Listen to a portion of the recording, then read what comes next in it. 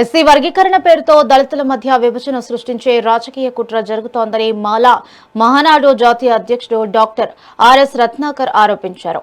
Siddipet press club లో నిర్వహించిన సమావేశంలో వర్గీకరణపై కేంద్ర రాష్ట్ర ప్రభుత్వాలు స్పష్టత ఇవ్వాలని డిమాండ్ చేశారు. ఇది దళితుల ఐక్యతకు విఘాతం కలిగిస్తుందని ఆందోళన వ్యక్తం చేశారు.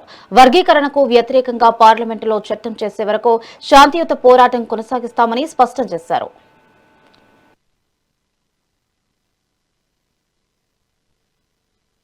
దేశవ్యాప్తంగా ఎస్సీ వర్గీకరణను వ్యతిరేకించేటటువంటి దళిత సోదరుల ఎస్సీ వర్గీకరణ పేరుతో అన్ని రాజకీయ పార్టీలు తెలుగు రాష్ట్రాల్లో మాల సామాజిక వర్గాన్ని టార్గెట్ చేసి తొక్కేస్తా ఉన్నాయి మిత్రులారా.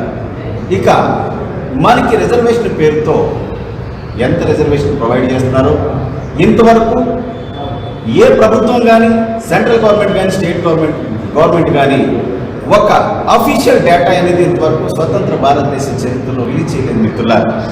మనకి అప్రాక్సిమేట్గా it's wide base from my side SC reservation పేరుతో 100లో 1కి లేదా 2కే బెనిఫిట్ జరుగుతాం మిత్రులారా.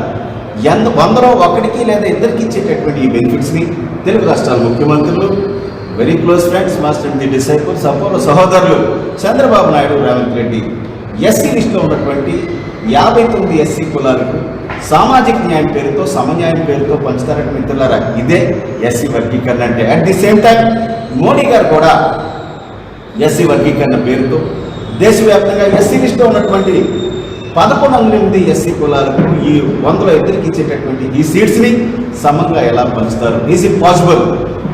నేను చెప్పదలుచుకుంది ఒకటే, ఈ సిద్దిపేట వేదికగా ఈ సామాజిక న్యాయం ఒక్క ఎస్సీ రిజర్వేషన్స్లోనేనా? ఈ దేశంలో ఉన్నటువంటి భూములు సంపద విషయంలో అక్కర్లేదా?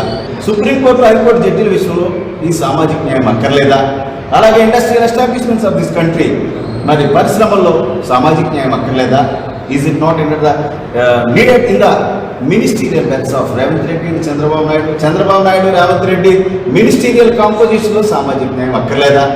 దేశవ్యాప్తంగా ఎస్సీ వర్గీకరణను వ్యతిరేకించేటటువంటి దళిత సోదరుల ఎస్సీ వర్గీకరణ పేరుతో అన్ని రాజకీయ పార్టీలు తెలుగు రాష్ట్రాలు